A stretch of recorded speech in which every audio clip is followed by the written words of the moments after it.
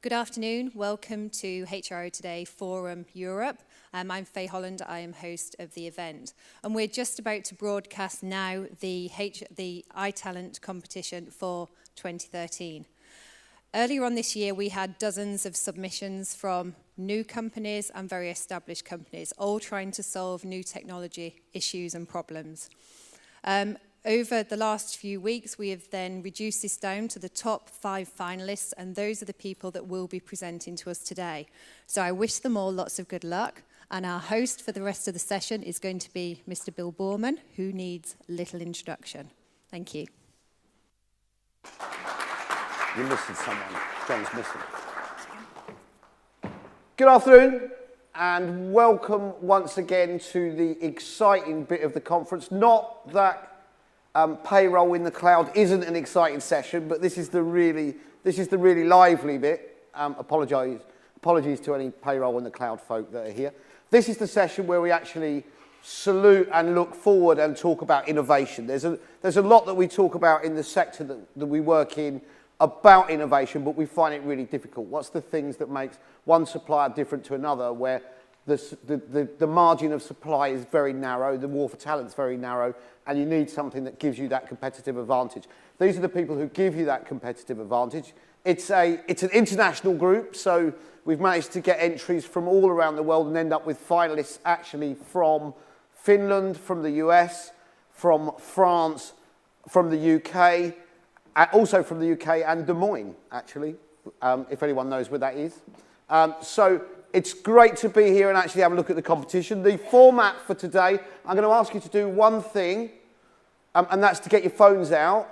And I would ask that all those of you who are on Twitter, that's the one with the bird, all those of you who tweet, can you please tweet the names of the companies, because they need all the publicity that your 7 followers might bring. So please make sure you tell your friends and family about these companies by posting them on Facebook, Twitter, LinkedIn, everywhere else you can, because they really deserve it. These are all, there will be one winner today, but these are all actually winners because they've gone through a very tough selection process. They're going to be presenting for the next 7 minutes. You can see the people taking part because they're looking a bit ashen at the moment, a little bit scared, but you seem like quite a friendly audience. But I would ask you to have your phones out, because you will also have the opportunity to vote for your choice of who's the favourite. We'll tell you how to do that as we get towards the end. These are the competitors, apart from me. I'm the one at the top. But Jonathan Cooney, who's the tech product engineer with Work Digital Limited, which is based in the UK and also Des Moines. Pete Franken, who's the CEO of Kahootify, Andrew Godomsky, who's the founder of Aspen Advisors, David Rivel, who's the CEO and co-founder of PathMotion, and Aki Kako, who is a serial entrepreneur who lives in an aeroplane from Joberate.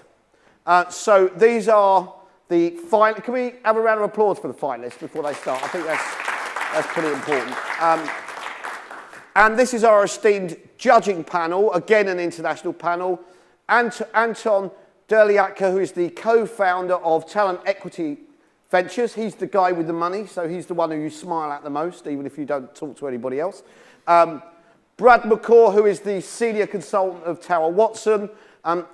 Callum Delito, who is the editor of HR Grapevine magazine.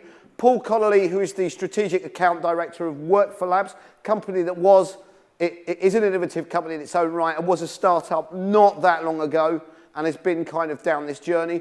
And Matt Charney, who is the VP of Communications and Content and managing editor of the esteemed publication Recruiting Blogs, which has significant readership based globally, but principally published out of the States. So we've got a real good judging panel who've got quite a tough job of deciding where these guys actually sit. For your reference, I'll tell you how the scoring is going to be made. Points will be awarded in the following categories: business value, innovation, technology, viability, and pitch, power of the presentation. And if it gets tight, there is a bonus point being awarded for the audience vote. And I will tell you how you can do that. It's a text vote, and you can do that at the end. But if you want to make if you want to remember which of the companies, you're not going to be asked to give a score, which of the companies you want to vote for, just try and make sure you note that down and vote for the right people. Which is be your opportunity to have your say, which is, in your opinion, who has presented the most interesting offering today. And what you'll need to do is text iTalent to 81800 or that telephone number there, and you'll receive a text coming back asking you to vote for which one is the best. Bit of a misleading slide because the companies will be listed in name in a random order. So please remember the company that you wish to vote for and vote for that company and that product. And we'll have a few minutes when you can do that at the end of the presentation. But I would ask you, please, to tweet, to post, and to generate as much publicity as you can for these companies as they're setting out in this quest. Because, you know, it can be tough out there. It's also massively exciting. And I hope you'll all support these innovative businesses and enjoy what they have to say. Thanks to all the sponsors of the competition of today. And without further ado, I'm pleased to call up the first entry, who was delighted to come out first. He was really excited about that. First up, which was picked at random, is David Riddle from Path Motion. Give him a round of applause.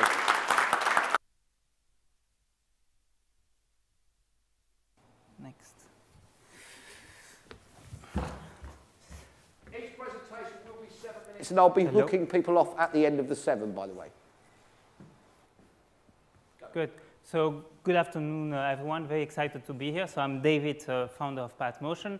And what we do is quite simple. We involve employees as ambassadors in order to inspire, attract, and engage talent. As simple as that.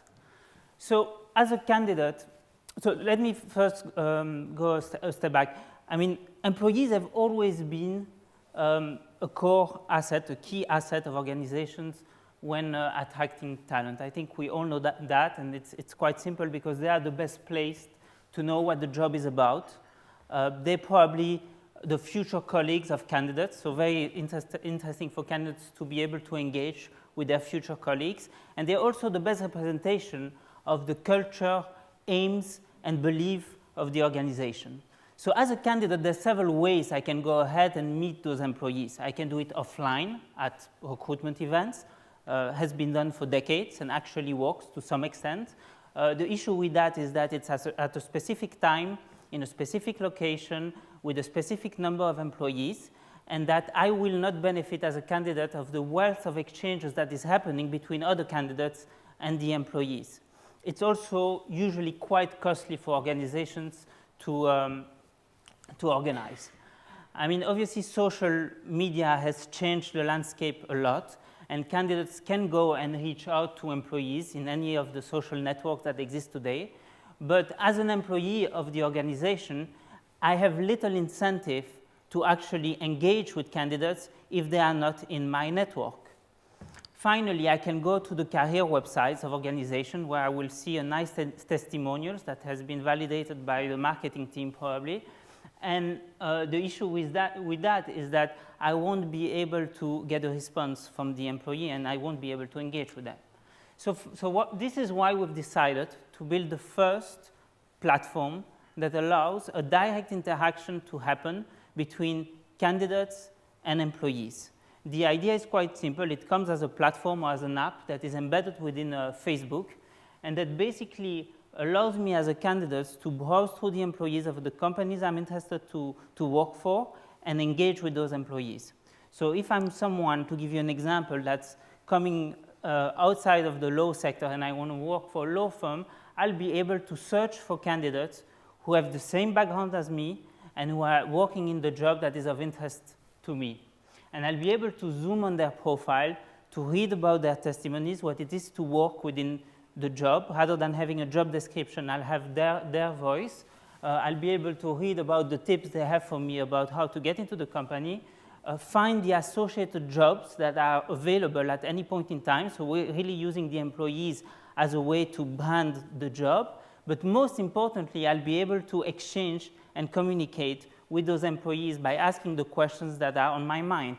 if I'm afraid to ask questions, I can read through the questions that other people have asked before me.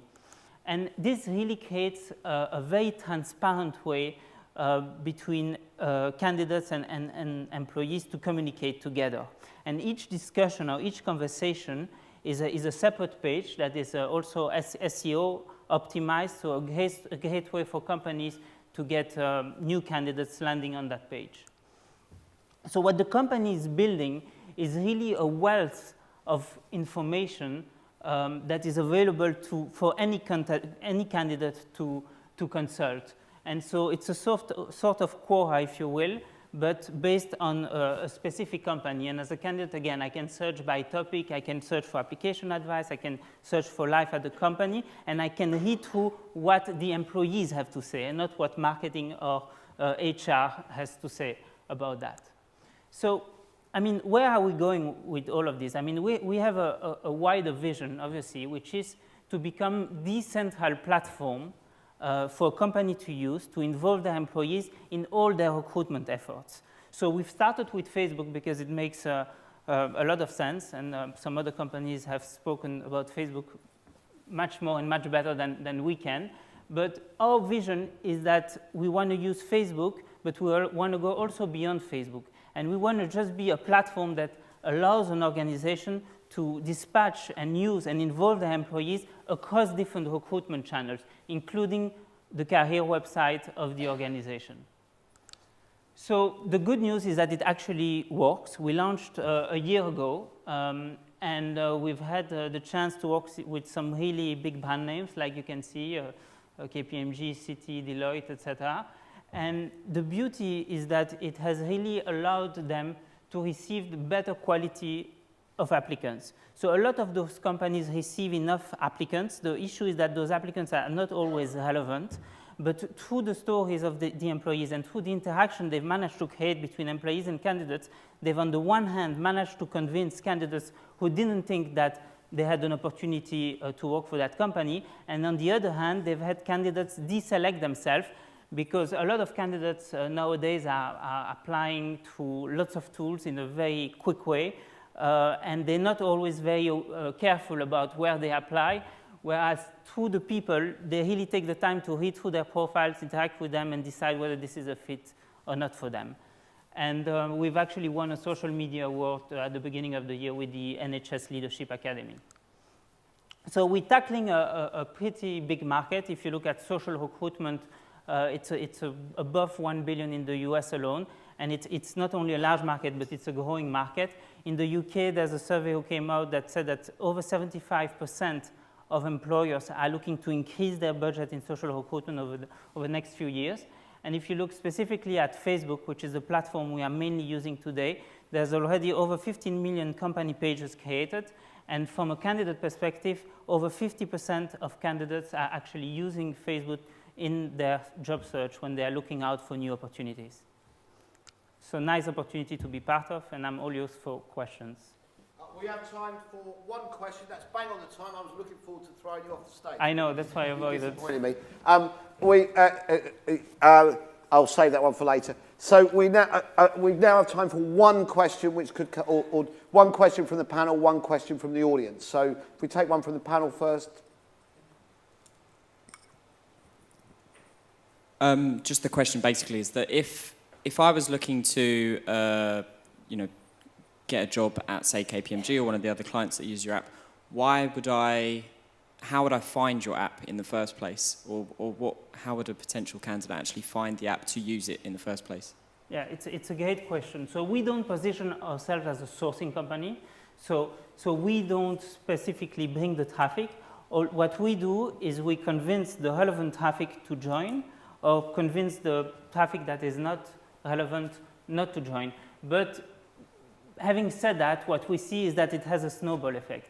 So that candidates who are asking questions, who are liking pages, who are sharing information, actually bring in other candidates. And we have employees as well who actually use all the social tools that we've embedded in the app to share it with their networks. Although we don't claim this is our prime focus, it happens as the traffic comes along.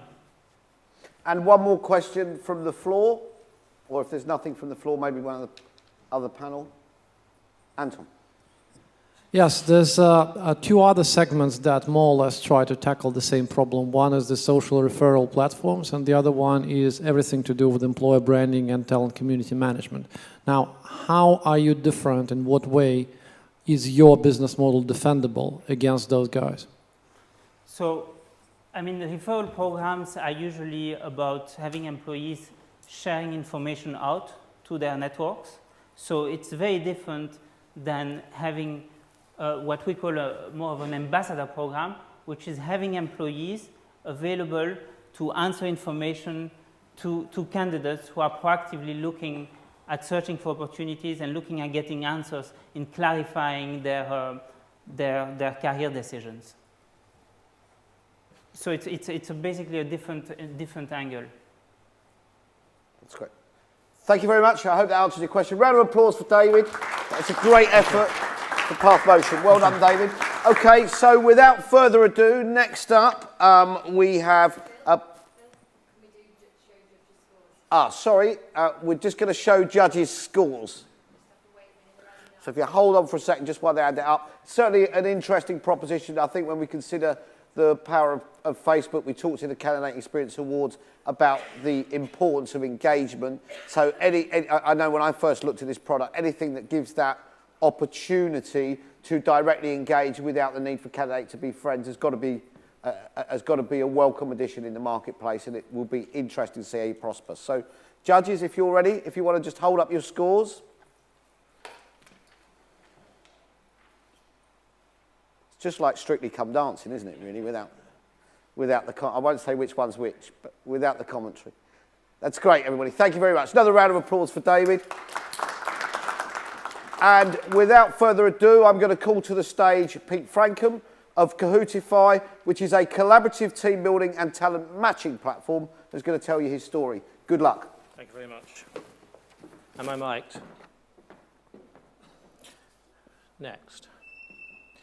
So, at Kahootify, we believe in helping people do more of the work that they love by giving them the tools and resources to make projects happen. We're creating a team building and talent matching platform. We're aiming at, firstly, at freelancers and project leaders. So this is a platform to help people post projects and build teams, essentially, or find projects and join teams. And by project leader, we mean anything from somebody engaging in community projects or instigating community projects to collaborative creative projects like filmmaking, to startup entrepreneurs or social entrepreneurs. People just like myself and my team, in fact, who are building Kahootify as we consult as freelancers. So a lot of the time, that illustrates that the project leaders and the freelancers are the same people. So the project leaders and freelancers, project leaders need teams, and they often can't afford standard market rates. Freelancers, they want more work, they want more examples of work. They often want to move on to different kinds of work. And for these reasons, and because they believe in the potential of a project, they're often happy to give their time in return for something other than hard cash, be it profit share or equity or so on. So that's our community. Now, we expect 95% of these people to use the platform for free. So how do we make money? Well, we expect 5% of these people to be happy to pay a modest subscription to upgrade for deeper features, like the ability to limit some of their data to specific groups of people, or access standard contract templates, or indeed to move on, forgotten. So managing freelancers, so employers managing freelancers, that's our core target market for a customer. And Kahootify acts as a platform for facilitating building freelance talent pools and then easily and efficiently pulling in freelance talent on an as-needed basis. So it's combining freelance flexibility with employee reliability. And then finally, universities. So we see Kahootify as very valuable for universities for student work experience that doesn't fit the standard placements. So again, it's about short-term projects and project teams for work-based learning experiences, where particularly in the creative arts and cultural media industries, which is where we're primarily centering ourselves, where standard placements are hard to come by. So, Kahootify is launched. It's in beta at the moment, initial prototype. It's being used by the Bath Film Festival and a few other early adopter customers. It was only launched a couple of months ago. And we're in active discussion with Future Publishing and the local universities and the Bath Digital Festival, another film festival in Bristol, and a few other organisations. A few examples for you. These are fictional examples, but they're based on real people that we've been talking to. This is Helen Porter. She's an aspirational filmmaker. She wants to make a film about her local town, Milton Keynes, and other new towns like it. She's using Kahootify to post that project and build a team to help her with a script and then film and edit the program. This is Robert Fensham. He's a business consultant launching a business of his own aimed at corporate clients. He's got a set of Reach the Peak modules that he's selling into these companies, and he wants specialist people to join his team with skills in each one of his modules like HR, sales, marketing, IT, and so on.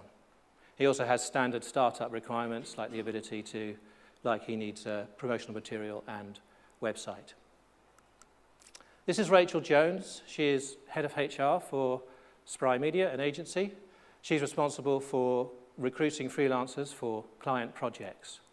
And she has a co-branded hub on Kahootify through which staff can join her in pulling in freelance talent as and when required and building that talent pool.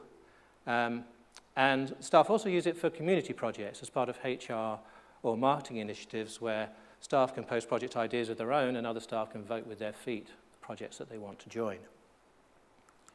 Finally, we have Geoffrey Dorrell, who is head of graduate opportunities at some university. And he is responsible, similarly, he has a co-branded hub, and his staff can post short workplace learning opportunities from the local community, business community, and the local companies can respond to student expressions of interest. It's particularly suitable in this context for creative skill set accredited courses and the like, where every student has to do 3 weeks of workplace learning, and standard placements are very hard to come by. I probably don't need to tell anybody in the room that the market is very large, so whatever issues we may have, market size isn't one of them. One thing to note in particular is that online platforms are stealing world share from agencies at approximately $200 million a year worldwide. More interesting is the market rise. So according to an Intel Labs white paper in 2012, the rise in freelancers will be 3 to 4 times that of traditional workforces over the next 10 to 15 years. Dynamic and agile team structures will become the norm, and forward-thinking employers would expand their use of talented, flexible resource pools. Kahootify will utilize game mechanics throughout to drive user engagement. We have 2 types of badges that are awarded. Praise badges, which are awarded by users for each other, for jobs well done, and flair badges that are awarded by Kahootify for winning a first assignment or posting a first project or getting first praise. I can see I'm out of time. Flex Economic Marketplace, project leaders can offer whatever they like in return for a role that they're posting for a project. This is the team. I haven't got time to go into that. I'll have to call time on you now. Thank you. Okay, so we're ready to take questions. That does come to the end of the 7. I need a big hook, really. That would have been more useful. So we've come to the end of the 7 minutes. Time for 2 questions. So any from the audience before we go to the panel? Okay, over to the panel. What questions do you have?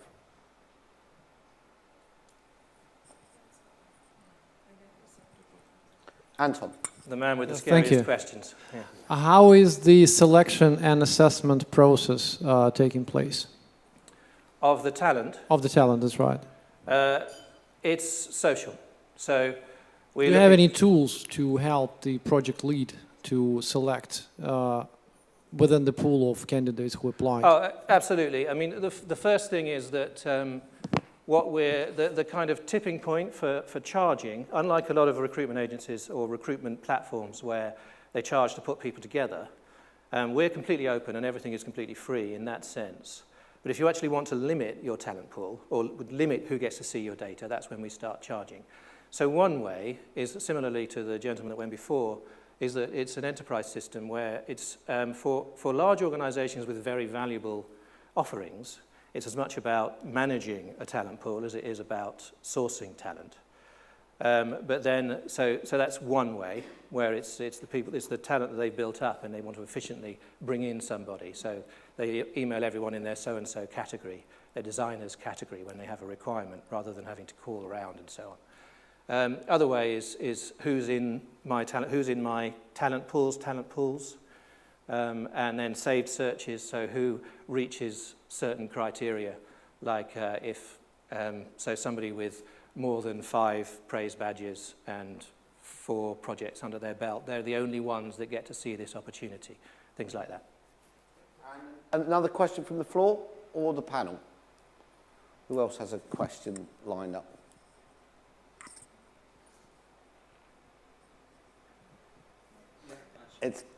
Seeing as no one else is. Do you see Kahootify being used in a specific sector more than others? Is it more sector specific, shall we say? Well, we are focusing, at least to begin with, and we were taking a very lean attitude to it, so we are experimenting, seeing who it excites most. But at the moment, we're focusing in the first place in the creative arts and cultural industries, where it seems to fit most easily for a start. So film in the production industry, this is how they already work, it's project-based. And the universities in that area seem to have the biggest need for it as well. But we're mainly focusing geographically to start with, because it's a team-building platform. So what we can't do is focus specifically on photography, for example, because you don't want a team of photographers. So we're limiting as much as we can and looking at how we can focus within the limits of being a team-building platform. Excellent. Well, thanks very much for that. Round of applause. I think just while the judges put together their score, I think we're all agreed. I can see some of you taking a deep intake of breath when we talk about the reduced number of temporary workers, a reduced number of temporary hours around it compared to freelancers. But we're all agreed that is a direction work's going in over the next 15 years. I think it's really, when we're talking about innovation which is really going to be solving not just the problems of today but the problems of the future, is really what we're talking about when we talk about defining innovation. A lot of what we see from a product point of view actually deals with the problems of today and the market of today rather than the market of the future. So I think that's quite an interesting prospect when we're looking forward and saying what's going to happen in the market and how we're actually going to deal with that. So if the panel has their scores on the doors.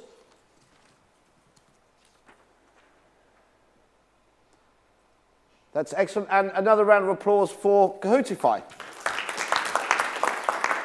Okay, so next up for the halfway point with number 3 is John Cooney. John Cooney from the product Fresh Up, which is a data regeneration, I think is a good way to describe it. I'll let John explain it to you in his own words, which he'll do much better than I will. John, over to you. Good luck. Cheers, thanks. Cheers. Hello, everyone. As Bill said, I'm John Cooney. I'm a director at a business called Work Digital. We're based in Shoreditch, recently acquired by a company called Dice Holdings, DHX, on the NYSE. So we've got funding now, which is great, and we're able to roll out some of the good ideas that we've put together over the last few years, and Fresh Up's one of them. And now this solves a real recruiter problem.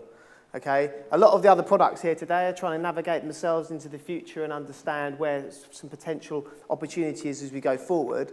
Fresh Up does that, but it also solves an issue now. So hopefully you'll get that. But before I get into the products, I want to talk about big data. You've probably heard lots about big data in lots of different guises. I'm not going to bore you with it. But there's a couple of quotes that I like to talk about when we talk around Fresh Up. And the first one's from Gartner. And there's a key shift change happening within business communication, and that is that individuals are now choosing to use social media channels to communicate with each other, their peers and their customers, rather than email. So that's one big change happening right now as we speak. So in the UK, that's 6 million individuals choosing social media rather than email. Second point I've got here is Eric Schmidt. He's CEO, chairman, I think, of Google.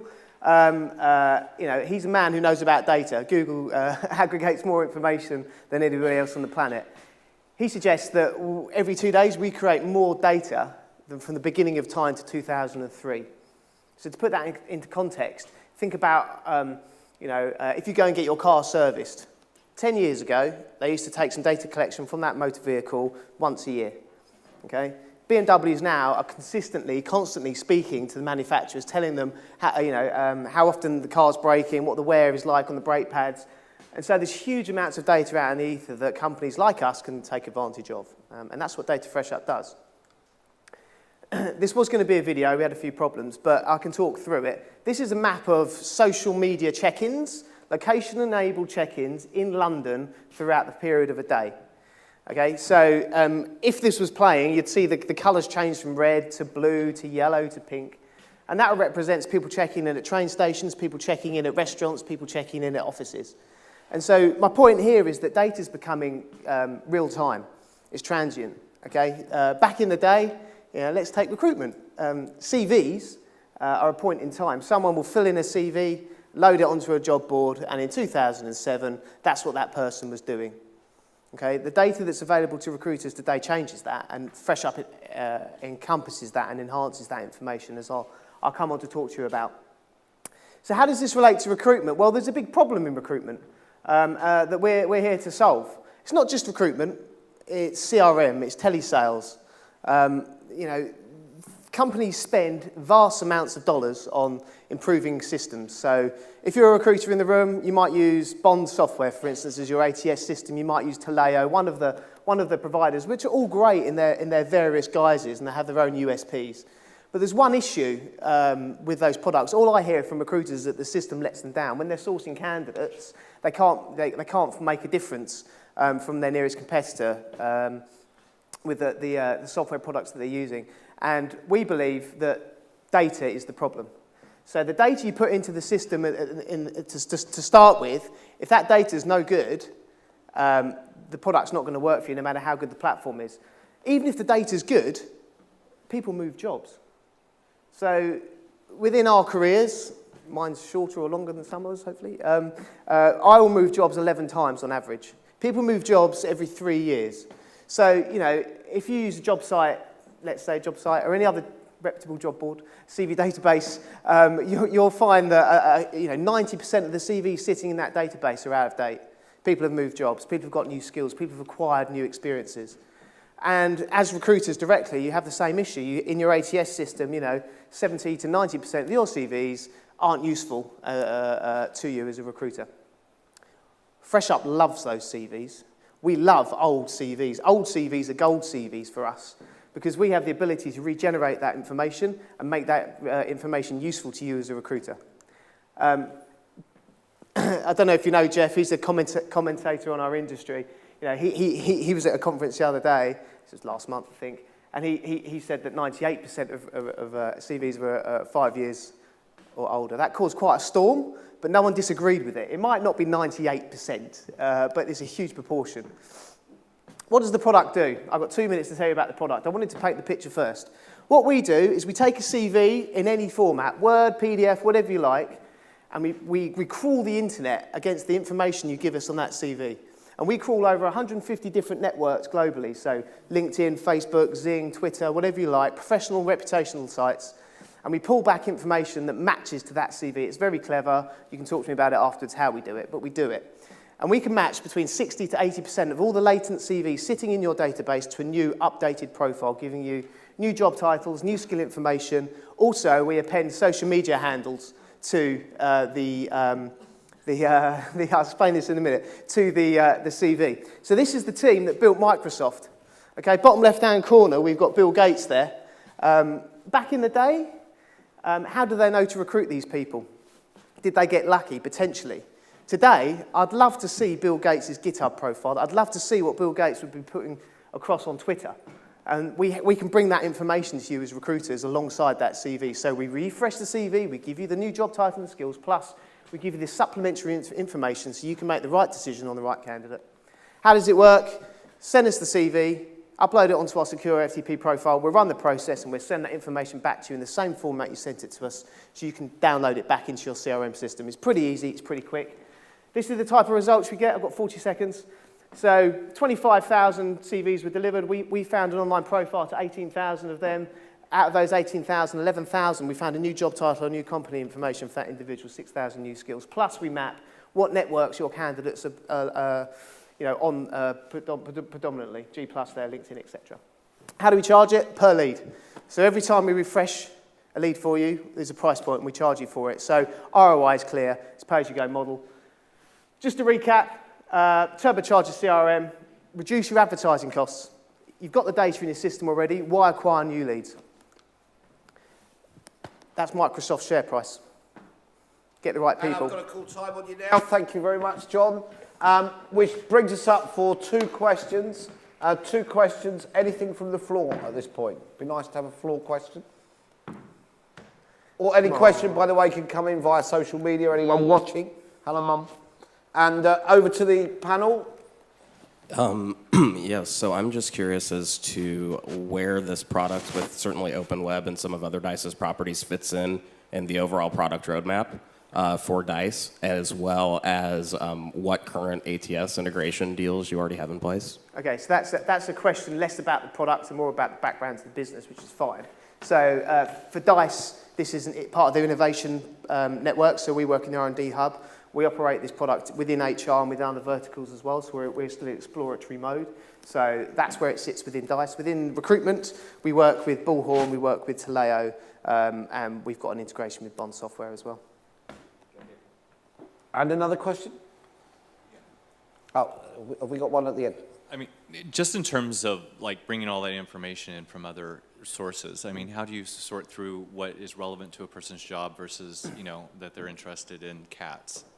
Right, yeah, so we've spent 6 years building our semantic crawlers. So we've built them specifically for recruitment. So let's say the word Java. We can tell by looking at the words around that, is that the coffee bean, is that the island, or is that the skill set? So we've spent a lot of time and effort building that proprietary technology that's unique to our business. Excellent, which I think brings us to the end, so we can prepare for the other one. That's, I think just while the judges are summing up, I think that's, in terms of a product, when we're talking about potential, I think it's really useful when you can identify a problem that you have, which the product you're looking at may or may not solve, but you can identify, actually, there is a real need for this. There's something that's definitely needed. And I think we all know within our businesses, we probably already know all the candidates we need to, historically, if we can find a way of refreshing them and reliving them, which is why I think that particular product from an innovation point of view is interesting, along with the others. So I think if the judges are ready with their scores, let's show the audience what we've come up with. I'll just remind you again, by the way, to note down your own personal scores so you know who to vote for at the end. And you can't vote for me, by the way. I don't come out. Okay, excellent. So next up, we have Aki Kako from Jobberate, which is another data collection product, which I'm sure he'll tell you about. Absolutely. And thanks, Bill, for the introduction, and thanks for the presentation. It was a great introduction for our presentation and what is actually wrong with all the CRMs that currently are out there. So Jobberate as a company, we are 2.5 years old. We are a spin-off company from the recruitment agency. And basically, we recognize that the whole recruitment process is quite badly broken, so we switched our focus to purely solve the particular problems in that process. So we have few products, and today we are going to focus on Signal. That is a CRM, a next-generation CRM. So what is the problem? As we heard, there is a massive and growing amount of social data. It all is about people. So if you imagine there is like 2 million Twitter profiles, all people that we can approach any given time. 200 million LinkedIn profiles, Google+, Facebook, and all these local channels that you not necessarily even know, but you can reach the global audience quite easily just by going to the Google or any other search engine. And basically, we are going to the transparent world that we can basically identify people very, very easily any given time. And I can go as well forward. There's a lot of industry-specific channels, so if you want to hire developers or any people, just go where they are.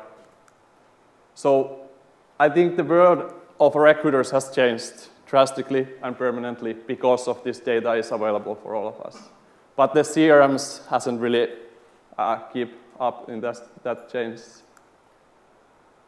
So is it really easier than to hire when you have access to all these people, billions of people every day? I think it's not easier, it's just very, very different. It's like going to the restaurant and having a menu of great dishes there, but only option to know whether that person or that dish is available is going to the chef, trying to ask from them, can you actually make this for me? It's like endless supply of dishes that we don't know whether it's possible to order those.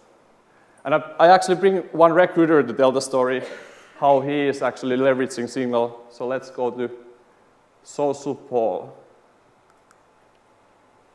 If we can get the video up.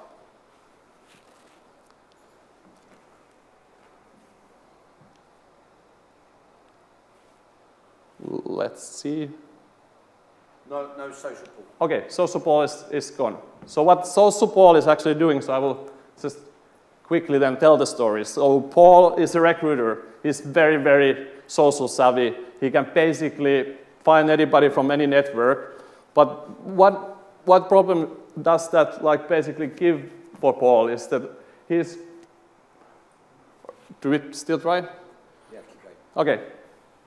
So he's trying to reach out to these guys. He don't know when he should reach out. So he's randomly cold calling to people, getting them annoyed by bombarding them with calls and messages.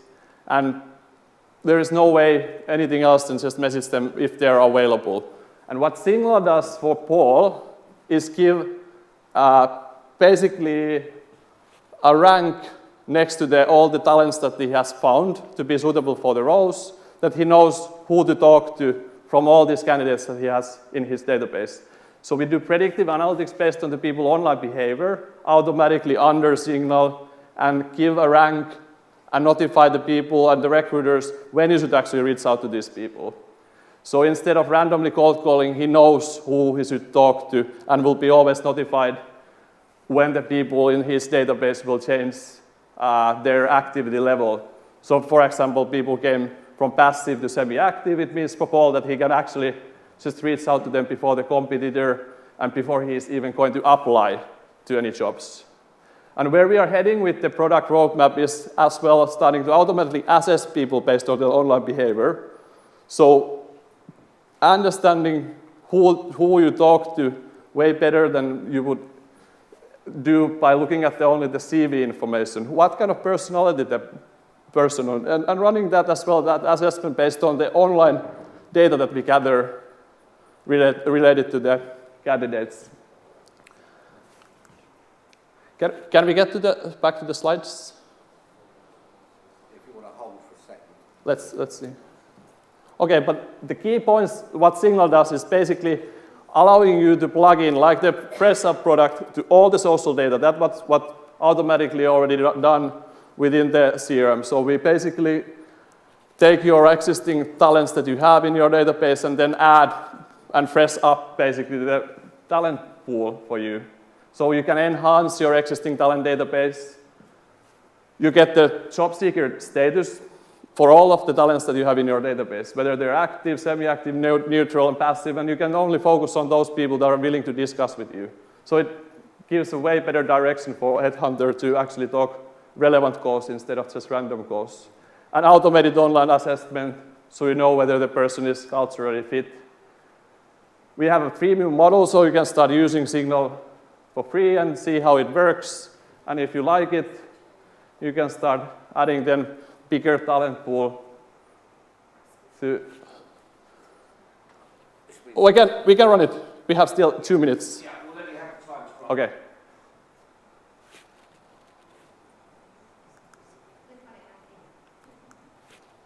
No.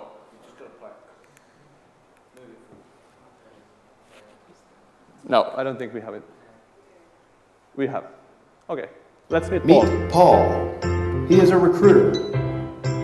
Paul is social media fluent. He is well connected. And he knows how to find relevant candidates for his vacancies from millions of profiles available online. But Paul's joy ends when it comes to contacting prospective candidates. After some rejections, even more ignores, and a few, "Dude, it's the ninth time you're calling me this month. Stop doing that. I have a great job." Paul feels lost. So lost.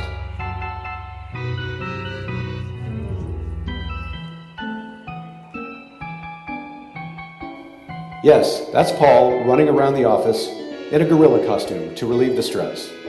But let's continue to the point. Signal is coming to the rescue. Signal is a candidate relationship management system which tracks, notifies, and helps to organize candidate databases. Paul finds interesting potential candidates and adds their social profiles to Signal. Signal tracks their online behavior and ranks them by their job-seeking activity level. Now Paul knows who is ready to receive a call with a job offer. Signal is also a very easy-to-use CRM. It helps to organize candidate databases, divided into talent pools for different projects, and share talent pools with team members. Moreover, Signal's powers are growing. Soon, Paul, with the help of Signal, will be able to automatically pre-assess any public profiles and automatically add them to Signal. Join Signal now for free and recruit more efficiently, as Paul and his team does.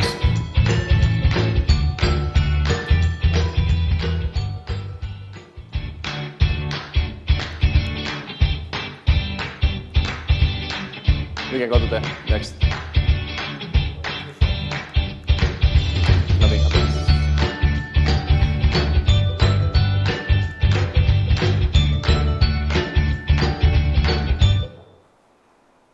I think we already gone the summary slide, but as well we have integrations possibility. If you have any ideas that you want to have this ranking or just enhance your database, we can do it through the APIs. You don't really need to change the existing CRM. You can just continue using your current one.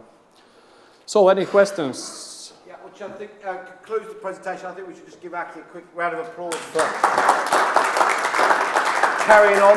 It is important because I've been in plenty of pitches to VCs and to money men where there have been technical issues, and actually how coolly you handle it and how well you carry on reflects you as a character and your ability to explain your product without props. So I think you did a great job of that. Well done.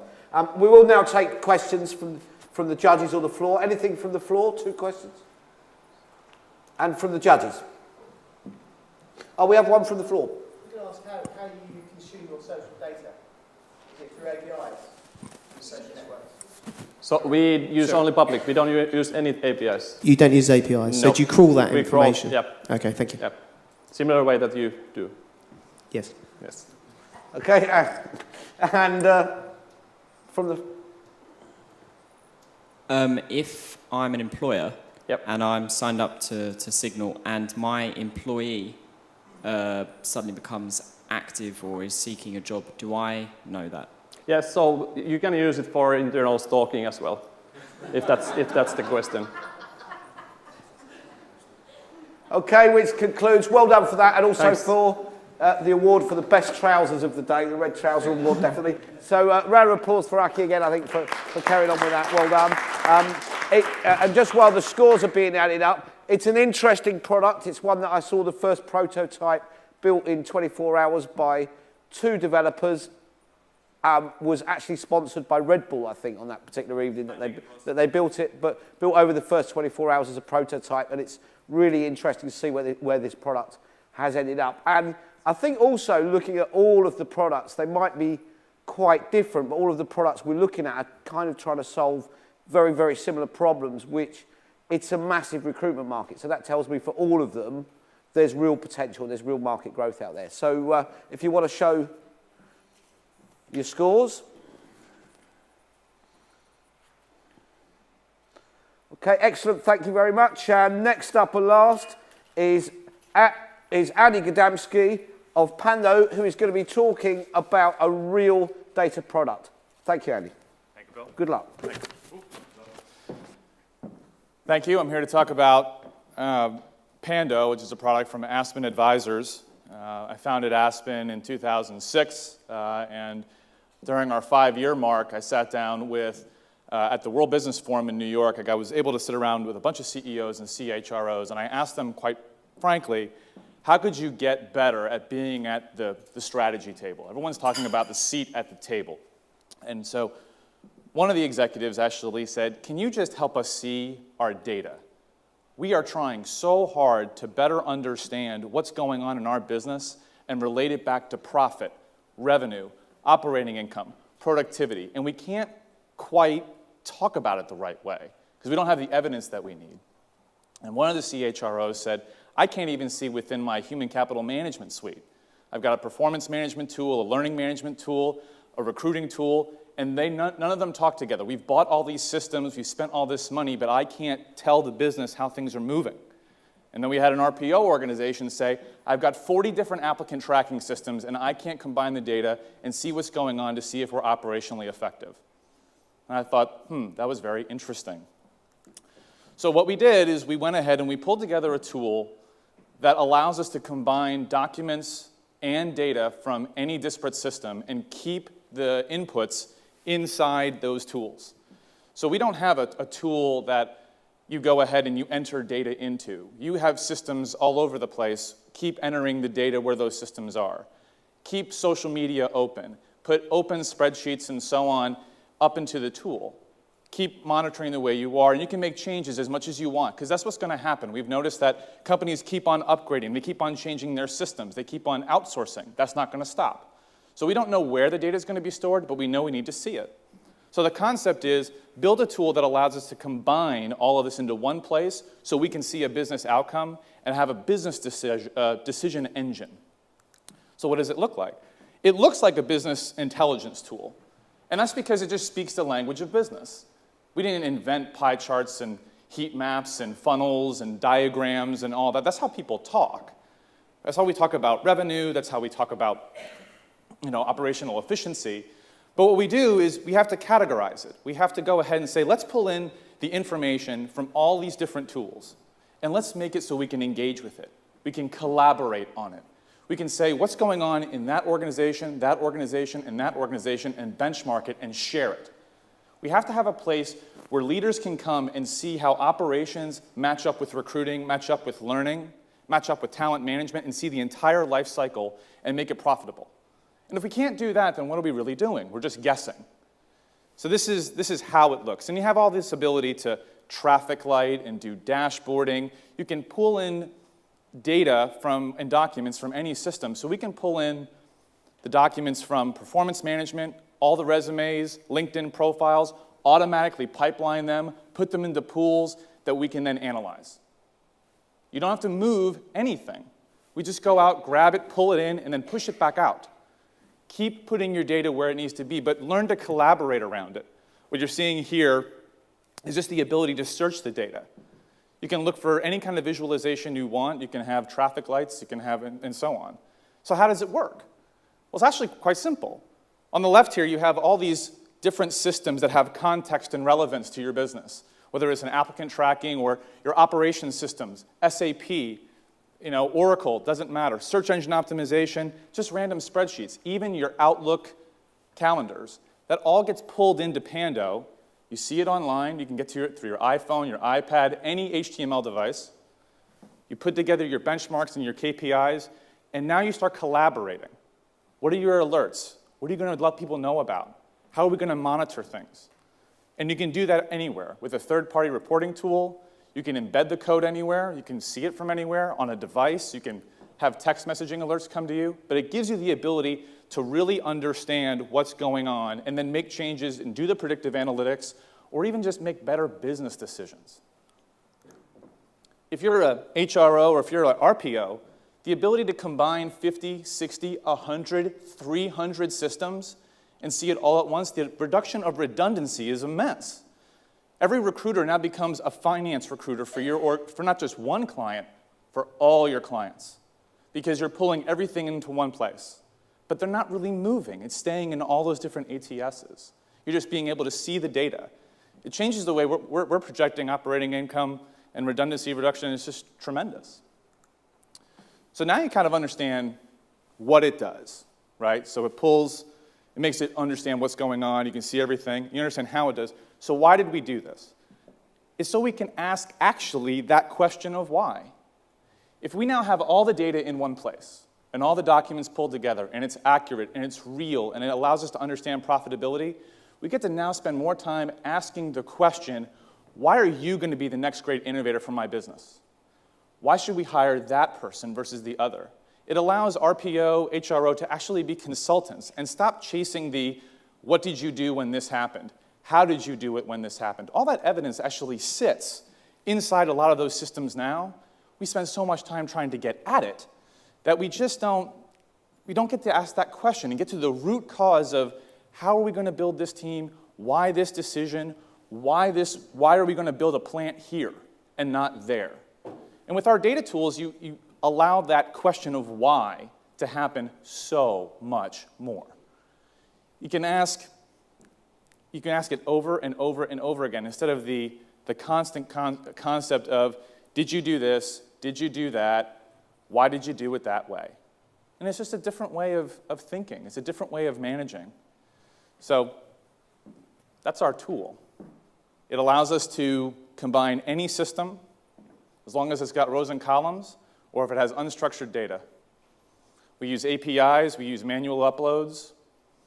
You can throw as much data as you want at it. It's big data ready, if you will. So we combine dozens or hundreds of systems at once, and you can analyze it. And we give our clients administrative control. They buy a license.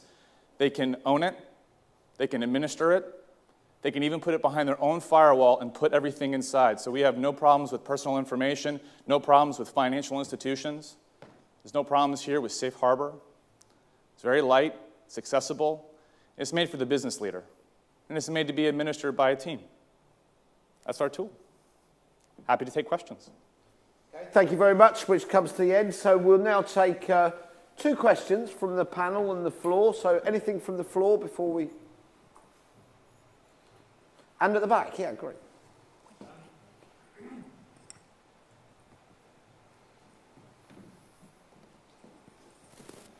It sounds like a really nice solution. Thank you. But where do you see a difference with, for example, SAS, who are also offering reporting tools from different other solutions? Mm-hmm. Yeah. So to get to the question, so how is this slightly different from other reporting tools that aggregate content? Okay. I think one of them is the administrative control. So I think a lot of I think from a reporting perspective, there are lots of things that you can do inside a system. What we've done is we've decided to give you the intellectual property and say, build what you need, add what you need, develop as you need, and let users see what they need. So the administrative controls is one key thing. The fact that it's completely agnostic to any kind of system is unusual. And so we don't know what the future is going to hold with data, with social data. And so we designed it to be 100% flexible and not necessarily, oh, we're going to partner with this company, this company, this company, and this company so you can just see your data.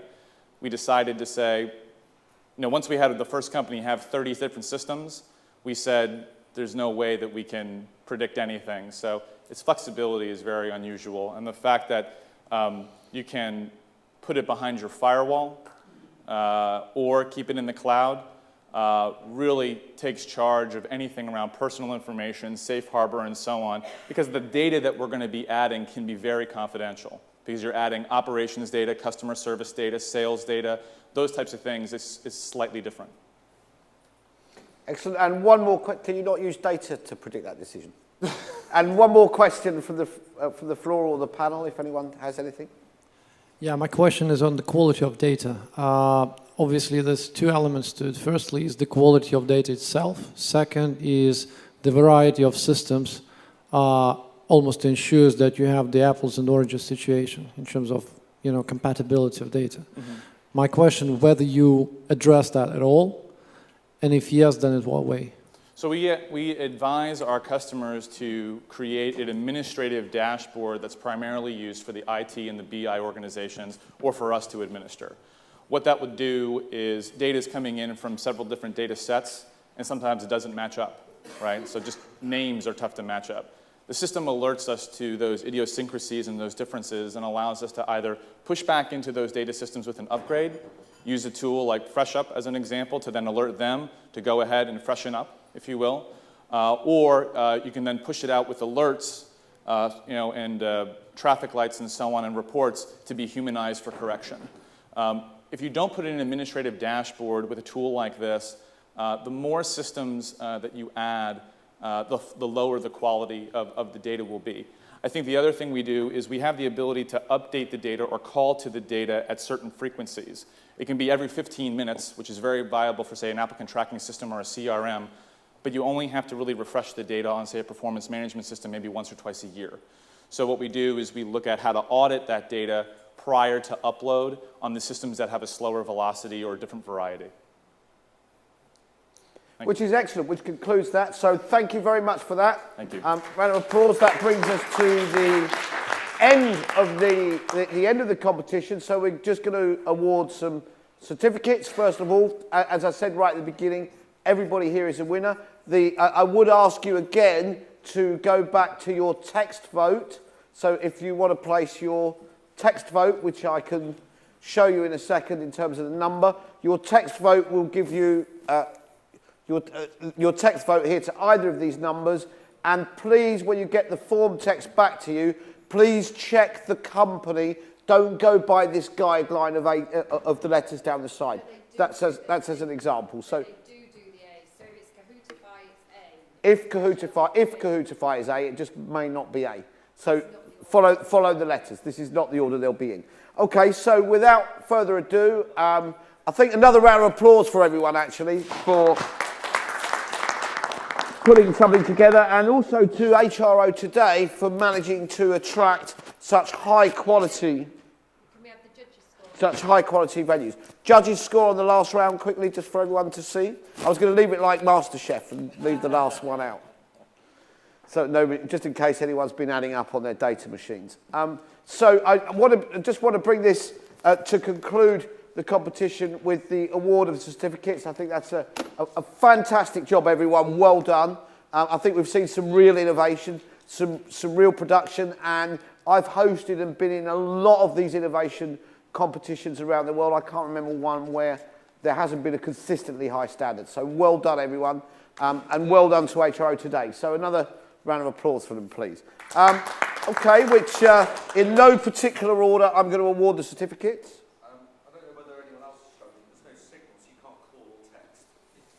Right, okay. We will go to the phone vote. We will go to the phone vote if we need an extra point.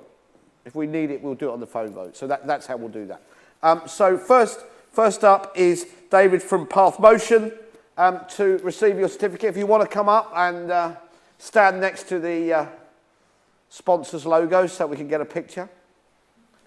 David, congratulations. Great presentation.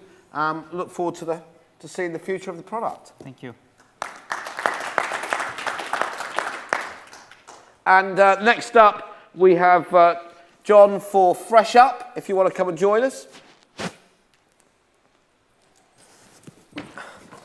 John, thank you. Congratulations. Thank you. And Andrew from Pando. Do you want it on Pando or Aspen Advisors? What would be? Fine. Pando's fine. Congratulations. Well done. And Aki from Jobberate. And well done again for dealing with the technical glitches. It wasn't pulled. Thanks for our awesome team. Thanks to your awesome team. I know they're all watching back in Vilnius. Absolutely. and also in Finland. And lastly, Kahootify.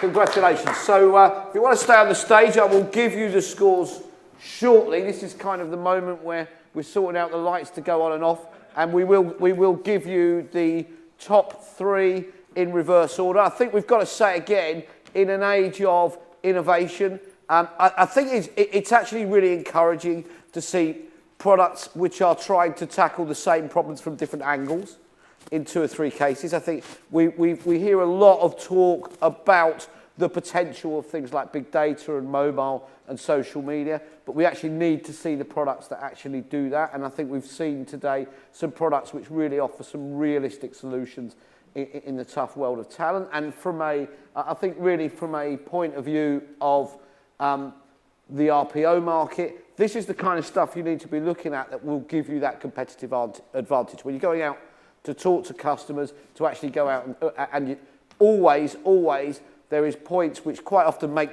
the difference between deals won and deals lost on innovation. If you can actually show something and say, yeah, this is what is in our resourcing strategy, this is what we're doing that makes us a little bit different in our real innovation. I think that's what we've seen today in all of the examples is something actually that I think you should all go out and buy. Right? I think you should.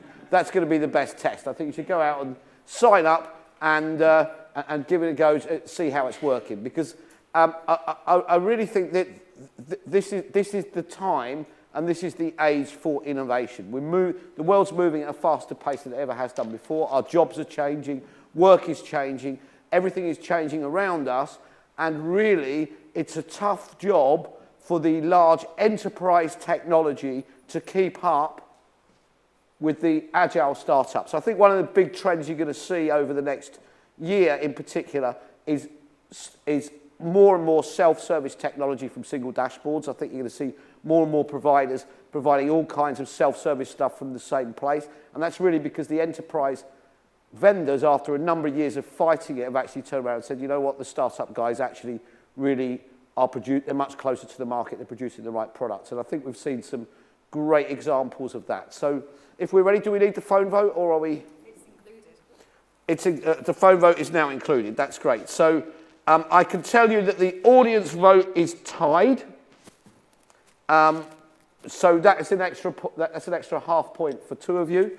But in 3rd place is Jobberate. So Aki from Jobberate, congratulations, and congratulations to the team in Vilnius who I know are watching in. In 2nd place, Fresh Up.